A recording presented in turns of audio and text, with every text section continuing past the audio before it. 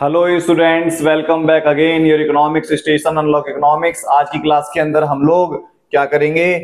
हम लोग आज की क्लास के अंदर बैंकिंग का पार्ट 2 करेंगे और zero to hero batch part 19 करेंगे, जिसमें हम लोग 12th इकोनॉमिक्स को बैंकिंग के अंदर हम लोग सेंट्रल बैंक आज कंप्लीट करेंगे। सेंट्रल बैंक आज कंप्लीट करेंगे। आप लोगों ने अगर चैनल को सब्सक्राइब नहीं करा, सब्सक्राइब कीजिए, बेल आइकन दबाइए। और अगर आप लोगों ने ये पढ़ लिया, आज की क्लास पढ़ ली, तो दोबारा बैंकिंग के चैप्टर को आपको कहीं भी पढ़ने की जरूरत नहीं पड़ेगी। ना बुक के अंदर पढ़ने की जरूरत पड़ेगी, ना कहीं किसी जगह पढ़ने की जरूरत पड़ेगी। बस आप लोगों को चैनल पर बने रहना है और सब्सक्राइब करना है, दबाकर ठोकना है क्या, लाइक। ठीक है क्लास, तो हम लोग चालू करते हैं। देखो, हमने पिछली क्लास के अंदर कंप्लीट कर लिया था। क्या कंप्लीट करा था? हमने पिछली क्लास के अंदर कमर्शियल बैंक हमने कंप्लीट कर लिया था। आज की क्लास के अंदर हमारा सेंट्रल बैंक, मतलब केंद्रीय बैंक, ये चलेगा। ठीक है, आज की क्लास के अंदर हमारा सेंट्रल बैंक मतलब केंद्रीय बैंक चलेगा। ठीक है, अब देखो, केंद्रीय बैंक को आरबीआई के रूप में भी जाना जाता है, जिसे बोलते हैं reserve bank of India. Hindi में बोलेंगे भारतीय रिजर्व बैंक। इसकी स्थापना 1 अप्रैल 1935 में हुई। इसका एस्टेब्लिशमेंट कब हुआ? 1 अप्रैल 1935 में हुई। जो सेंट्रल बैंक है, इसकी ना कोई डेफिनेशन याद नहीं करनी, अपने आप तुम्हें समझ में आ जाएगी। क्या है सेंट्रल बैंक? ये एक एपेक्स बैंक है, मतलब सर्वोच्च, मतलब लार्जेस्ट बैंक है। ठीक है, जिसके पास क्या है? Currency authority. ठीक है, मतलब करेंसी अथॉरिटी है। ये सरकार का बैंक है। मतलब देखो, हम पढ़ रहे हैं आरबीआई के बारे में। आरबीआई की स्थापना 1 अप्रैल 1935 में हुई। ये एपेक्स बैंक है, सबसे बड़ा देश का बैंक है। इसे रिजर्व बैंक ऑफ इंडिया, भारतीय रिजर्व बैंक के नाम से भी जाना जाता है। ठीक है, अब देखो, इतना समझ में आया? ये एक लार्जेस्ट बैंक है, एपेक्स बैंक है, ये सरकार का बैंक है, ये बैंकों का बैंक है। ठीक है, इसके फंक्शन पेपर में बहुत बार आए हुए हैं। फंक्शन ऑफ सेंट्रल बैंक, केंद्रीय बैंक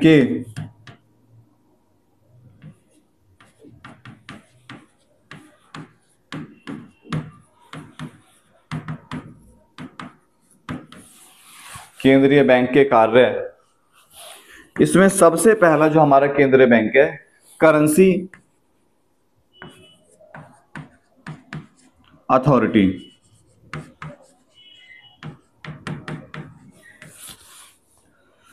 मतलब नोट छापने का अधिकार। हमारे जो कमर्शियल बैंक है ना, हमारा जो सेंट्रल बैंक है, इसके पास 1 रुपए का नोट छोड़कर बाकी ऑल नोट कौन इशू करेगा? वो आरबीआई इशू करेगी। आरबीआई कैसे इशू करती है, ये मैंने आपको मनी वाले चैप्टर के अंदर बता रखा है। जिसने मनी वाला चैप्टर नहीं देखा, वो मनी वाला चैप्टर पूरा कंप्लीट देखें। ठीक है, समझ में आया? मतलब आरबीआई के पास नोट छापने का अधिकार होता है। 1 रुपए का नोट छोड़कर बाकी देश के अंदर जितने भी नोट छपते हैं, 1 रुपए का नोट छोड़कर बाकी देश के अंदर जितने भी नोट छपते हैं, सारे के सारे नोट कौन छापता है? हमारा आरबीआई छापता है। ठीक है, पहला फंक्शन समझ में आया। दूसरा है बैंकर्स ऑफ द गवर्नमेंट। दूसरा है of the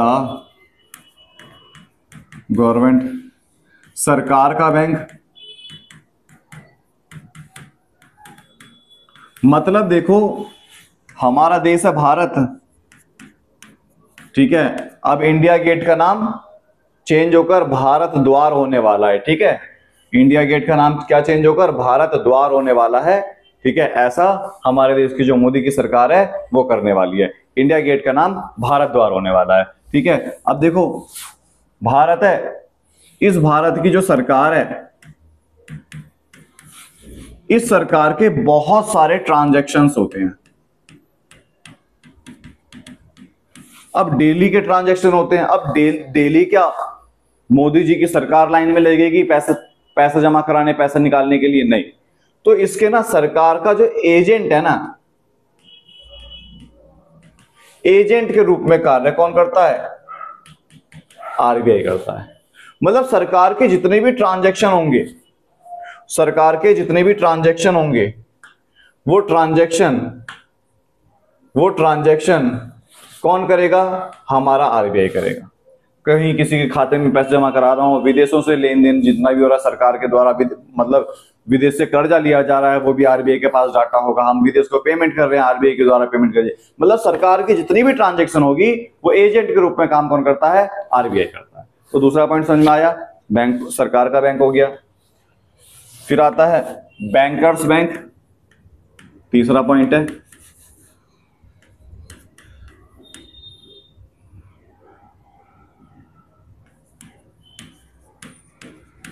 bankers bank and supervision role. मतलब बैंकों का बैंक और पर्यवेक्षक भूमिका।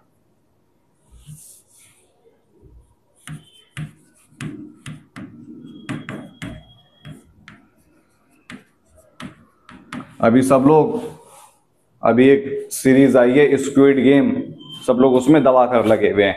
एक सीरीज हमने भी चालू कर रखी है, जीरो टू हीरो बैच। इसमें भी 12th क्लास के बच्चे दबा कर लग सकते हैं स्क्विड गेम की जगह। आप लोगों ने ये देख लिया, ये एक रामबाण इलाज है, 12वीं पास होने का रामबाण इलाज। 12वीं पास होने का रामबाण इलाज। अगर आप लोगों ने अभी तक कुछ भी नहीं पढ़ रखा, कहीं पर भी नहीं पढ़ रखा, कोई बात नहीं, दीपक सर ने जितनी वीडियोस डाली है उसे देख लो, चाहे 2x पर देखो, एक बार सही से देख लोगे, दिमाग खोल कर देख लोगे, आप लोग को पास होने से कोई भी नहीं रोक सकता। आप लोगों को पास होने से कोई भी नहीं रोक सकता। ठीक है क्लास, समझ में आया? तो बैंकों का बैंक का मतलब देखो क्या बोला, ये कमर्शियल बैंक है, इन बैंकों में कौन जमा कराने के लिए आता है?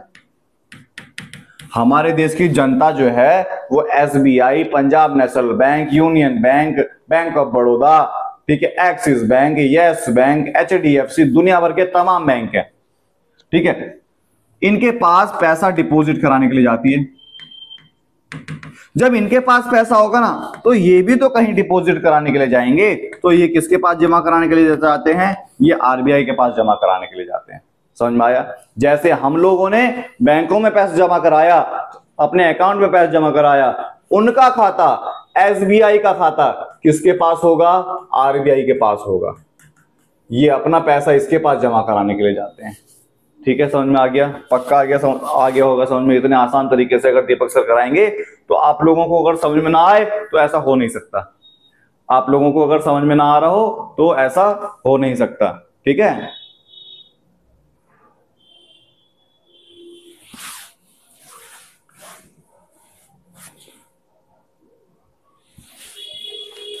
समझ में आया? आप लोगों को समझ में ना आए तो ऐसा हो नहीं सकता।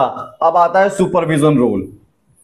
अब देखो ये जितनी भी एसबीआई है, पीएनबी है, बीओबी, यस बैंक, एचडीएफसी, एक अमीर लोगों का बैंक है आईसीआईसीआई लोम्बार्ड करके जो बैंक आता है, ठीक है, वो होगी। ये सबको कंट्रोल कौन करता है? आरबीआई। ठीक है, आरबीआई। आरबीआई ने जो रूल्स और रेगुलेशन बनाए, आरबीआई ने जो रूल्स एंड रेगुलेशन बनाए, अगर ये सारे बैंक वाले उन रूल रेगुलेशन को तोड़ते हैं तो आरबीआई के द्वारा इन बैंकों के ऊपर पेनल्टी लगाई जाती है, जुर्माना लगाया जाता है। ठीक है। और कई बार इन बैंकों के जो लाइसेंस हैं वो कैंसिल कर दिए जाते हैं। जो इन बैंकों के जो लाइसेंस हैं वो क्या कर दिए जाते हैं, कैंसिल कर दिए जाते हैं, रद्द कर दिए जाते हैं। मतलब समझ में आया, हम जनता लोग, हम पब्लिक लोग किसके पास पैसे जमा करने जाएंगे, हम जाएंगे कमर्शियल बैंक के पास। तो कमर्शियल बैंक वाले भी तो कहीं जमा कराएंगे, वो आरबीआई के पास जमा कराएंगे। ठीक है। अब उसके बाद जैसे मान लो हमारे ऊपर रूल्स और रेगुलेशन बने हुए होते हैं कि एक अमाउंट जमा करा के हर वक्त रखना होता है, 1,000 2,000 3,000 जितना भी हो, जितने का हम खाता खुलवाते, उससे कम होता है तो हमारे अकाउंट में से पैसे कटते हैं। वैसे ही आरबीआई रूल और रेगुलेशन बनाती है, अगर ये बैंक वाले रूल और रेगुलेशन नहीं मानते, उनका लाइसेंस रद्द कर दिया जाता है या ह्यूज पेनल्टी लगाई जाएगी। समझ में आ गया? 3 पॉइंट समझा दिए। चौथा point, lender of last resort, अंतिम ऋणदाता, लैंडर्स ऑफ लास्ट रिजॉर्ट। जैसे मुझे अगर पैसों की जरूरत पड़ेगी तो मैं किसी के पास जाऊंगा पैसे मांगने के लिए, जब मुझे कहीं से भी पैसों की नहीं मिल पा रहे होंगे तो मैं अंत में किसके पास जाऊंगा, अंत में मैं पापा के पास जाऊंगा, है ना। ऐसे ही जब बैंकों को, कौन से बैंक, तो कमर्शियल बैंक, कमर्शियल बैंकों को जब कहीं से भी लोन नहीं मिल रहा होता, जब कमर्शियल बैंकों को कहीं से भी लोन नहीं मिल रहा होता तो वो किसके पास जाते हैं लोन लेने के लिए, वो जाएंगे आरबीआई के पास। ठीक है। आरबीआई उन्हें प्रोवाइड करा देता है क्या, तो लोन। जब लोन प्रोवाइड कराया जाएगा तो क्या कर दिया, पैसा लैंड करा दिया ना, पैसा लैंड करा दिया तो हम इसे क्या बोलेंगे, हम इसे बोलेंगे लैंडर्स ऑफ लास्ट रिजॉर्ट, अंतिम ऋणदाता। समझ में आ गया? बिल्कुल आ गया होगा समझ में, दीपक सर पढ़ा रहे हैं, समझ में ना, ऐसा हो नहीं सकता। फिर इसके बाद लैंडर ऑफ लास्ट रिजॉर्ट हो गया कस्टोडियन ऑफ फॉरेक्स रिजर्व। ठीक है। हिंदी में विदेशी विनिमय का अभिरक्षक, विदेशी विनिमय का अभिरक्षक। मतलब क्या बोला, हमारे पास जो विदेशी मुद्रा भंडार आता है, जो हमारे पास विदेशी पैसा आता है, वो विदेशी पैसा जो होगा उसको रिजर्व करने का काम किसके द्वारा करा जाएगा, वो विदेशी पैसा रिजर्व करने का काम आरबीआई के द्वारा करा जाता है। मतलब विदेशों का जितना भी लेन देन होता है हमारे देश में, जो फॉरेन करेंसी होती है, वो अंत में किसके पास चली जाती है, आरबीआई के पास चली जाती है, आरबीआई के पास चली जाती है, वो रिजर्व करने का काम करता है। तुम लोगों ने सुना होगा, बोलते हैं कि जिस देश में विदेशी मुद्रा भंडार ज्यादा होगा उस देश की स्थिति क्या होगी, बहुत ज्यादा अच्छी होगी। तो वही विदेशी मुद्रा भंडार किसके पास होता है, तो वो विदेशी मुद्रा भंडार वो आरबीआई के पास होगा। किसके पास होगा, वो आरबीआई के पास होगा। समझ में आया? बहुत अच्छा। ऐसे ही दीपक सर आप आगे बढ़ो, बच्चे आपके साथ हैं। ठीक है, समझ में आ गया? हाँ, मुझे बस तुम्हारा ही साथ चाहिए और किसी का साथ नहीं चाहिए। ठीक है। फिर आता है 6 पॉइंट, और बहुत इंपॉर्टेंट, 100% एग्जाम में आएगा। जो अभी टॉपिक चल रहा है गारंटी के साथ लिख कर ले लो, इसमें से एक टॉपिक पेपर में आएगा ही आएगा, 100% टॉपिक आएगा। ठीक है। कौन सा है? Control of credit, control of credit. ठीक है। मतलब साख नियंत्रण, कंट्रोल ऑफ क्रेडिट, साख नियंत्रण। अब देखो हमने क्या करा, हमने कमर्शियल बैंक का एक टॉपिक था क्रेडिट क्रिएशन, मतलब लोन देना, लोगों को लोन प्रोवाइड कराना, कमर्शियल बैंक का टॉपिक था। अब उस लोन को कंट्रोल करा जाएगा, उस लोन को क्या करा जाएगा, कंट्रोल करा जाएगा। वही कहलाता है कंट्रोल ऑफ क्रेडिट। मतलब सरकार कंट्रोल करेगी, मतलब आरबीआई कंट्रोल करेगी कि ज्यादा लोन ना दिया जाए और कम लोन ना दिया जाए। ठीक है, जिससे महंगाई, इन्फ्लेशन, मंदी, डिफ्लेशन ये उत्पन्न ना हो।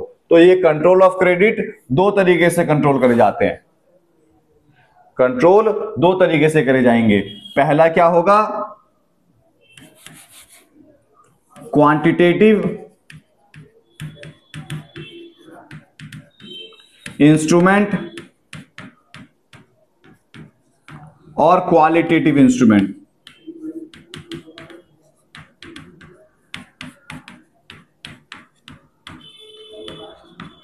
ठीक है, हिंदी में क्या बोलेंगे, मात्रात्मक उपकरण और गुणात्मक उपकरण। मात्रात्मक उपकरण और गुणात्मक उपकरण। 100% दावे के साथ कह रहा हूं, ये जो टॉपिक चल रहा है कंट्रोल ऑफ क्रेडिट, इसमें से एक क्वेश्चन आपके सीबीएसई एग्जाम बोर्ड के अंदर जरूर आएगा। ठीक है, आगे देखते हैं। तो हम करेंगे क्वांटिटेटिव इंस्ट्रूमेंट। क्या करेंगे, क्वांटिटेटिव इंस्ट्रूमेंट। ठीक है, क्वांटिटेटिव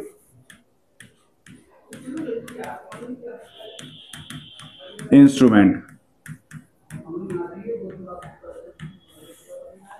क्वांटिटेटिव इंस्ट्रूमेंट, मात्रात्मक उपकरण, क्वांटिटेटिव इंस्ट्रूमेंट। इसमें है ए, मतलब क्वांटिटेटिव इंस्ट्रूमेंट का मतलब तुम्हारे क्वांटिटी में चेंज करा जाएगा, रेशियो में चेंज कराएगा, इन सब चीजों में चेंज करा जाएगा। ठीक है, इसमें सबसे पहला है बैंक रेट। बैंक दर, बहुत आसान टॉपिक्स इस तरीके से समझाऊंगा। देखो, मेरी आदत नहीं है रटवाने की, याद नहीं करना, कुछ भी समझना है और बनाकर लिखना है। ठीक है, कैसे बनाकर लिखना है, ये देखो, ये है कमर्शियल बैंक, कमर्शियल बैंक जिसे हम क्या बोलते हैं, वाणिज्य बैंक बोलते हैं। समझ में आया। और ये है आरबीआई। ठीक है, कमर्शियल बैंक आरबीआई के पास गया लोन लेने के लिए। कमर्शियल बैंक आरबीआई के पास गया लोन लेने के लिए, आरबीआई ने इसके अकाउंट में लोन डिपॉजिट कर दिया। लोन क्या कर दिया, डिपॉजिट कर दिया। ये जो लोन डिपॉजिट करा, ये करा विदाउट एनी मोर्गेज, बिना कोई सामान गिरवी रखे, गिरवी नहीं रखा, मतलब बिना कोई सामान गिरवी रखे आरबीआई ने कमर्शियल बैंक को उधार दे दिया। ऑन विच रेट,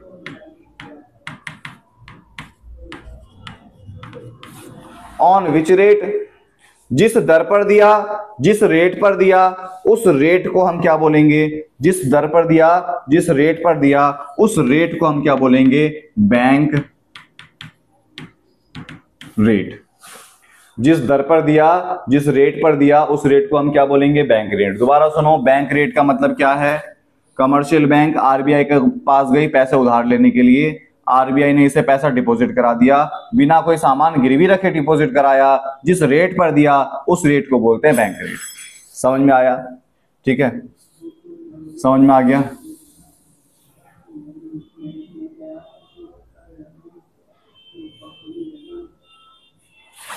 ठीक है, फिर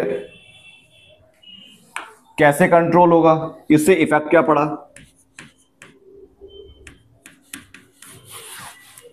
जिस दर पर दिया उस रेट को क्या बोला, बैंक रेट बोला।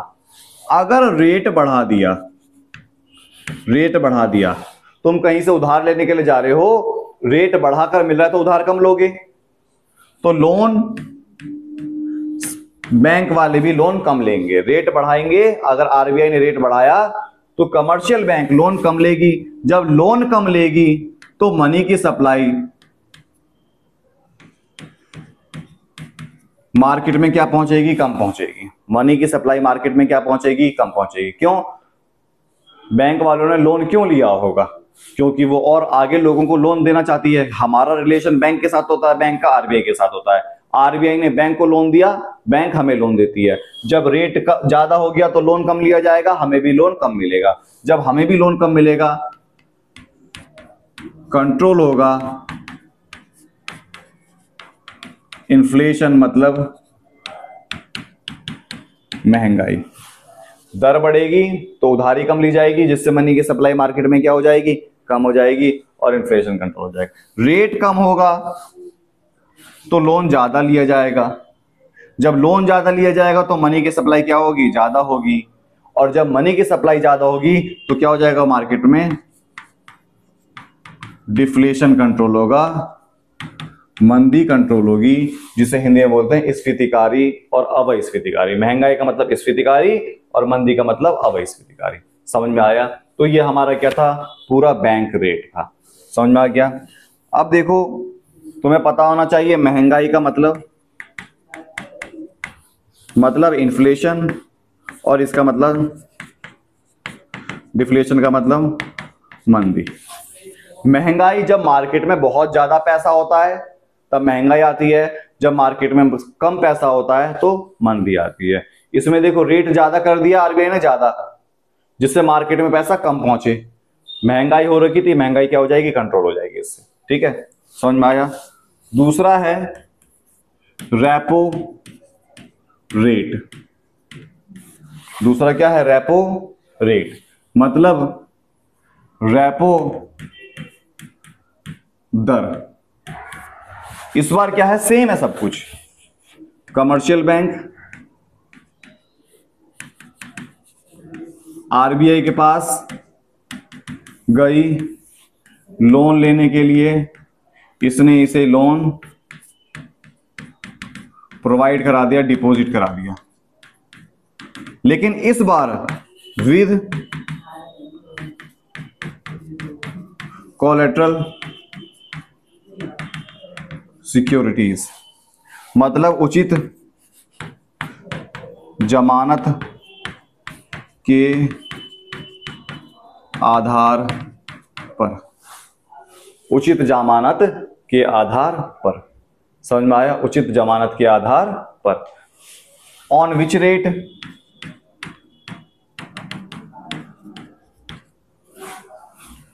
ठीक है, जिस दर पर, उस दर को, उस रेट को क्या बोलते हैं, रेपो रेट। समझ में आया? मतलब इससे पिछले वाले में बिना कोई सामान गिरवी रखे उधार मिल रहा था आरबीआई से। इस बार आरबीआई से वापस उधार मिलेगा, लेकिन इस बार सामान गिरवी रखा जाएगा। जब सामान गिरवी रखकर उधार लिया जाता है, जिस रेट पर लिया जाता है, उस रेट को हम क्या बोलते हैं, रेपो दर या रेपो रेट। सेम कंडीशन,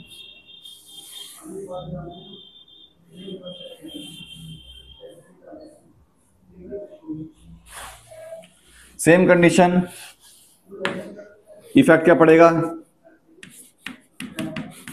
अगर रेट बढ़ा दी जाए तो लोन बैंक वाले कम लेंगे, जब वो लोन कम लेंगे तो वो लोगों को लोन कम देंगे, मनी सप्लाई कम हो जाएगी, जिससे क्या कंट्रोल होगा, इन्फ्लेशन।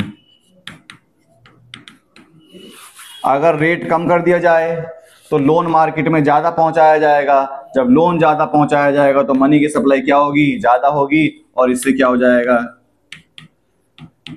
डिफ्लेशन कंट्रोल हो जाएगा। मतलब इसे बोलते हैं महंगाई और इसे बोलते हैं मंदी। समझ में आया? मतलब रेपो रेट में बिना कोई सामान गिरवी रखे उधार लिया जाता है, बैंक रेट में बिना कोई सामान गिरवी रखे उधार लिया जाता है, और रेपो रेट में सामान गिरवी रखकर उधार लिया जाता है। बैंक रेट में जिस रेट पर लिया जाता है उसे बैंक रेट, रेपो रेट में जिस रेट पर लिया जाता है उसे रेपो रेट। दोनों कंडीशन में अगर रेट बढ़ेगी तो बैंक वाले उधार कम लेंगे, जब वो उधार कम लेंगे तो लोगों को उधार कम देंगे, जिससे महंगाई कंट्रोल होगी। अगर रेट कम होगी तो बैंक वाले उधार ज्यादा लेंगे, जब वो उधार ज्यादा लेंगे तो वो पैसा कमाने के लिए लोगों को उधार देंगे, जिससे क्या होगी, मंदी कंट्रोल होगी। समझ में आया? तो आज की क्लास के अंदर हम लोग इतना ही करेंगे।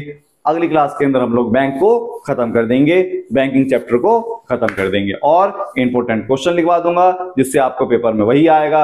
अभी जो मैंने ये टॉपिक चालू करा है इसमें से तो आएगा ही पेपर में। ठीक है क्लास? Thank you class.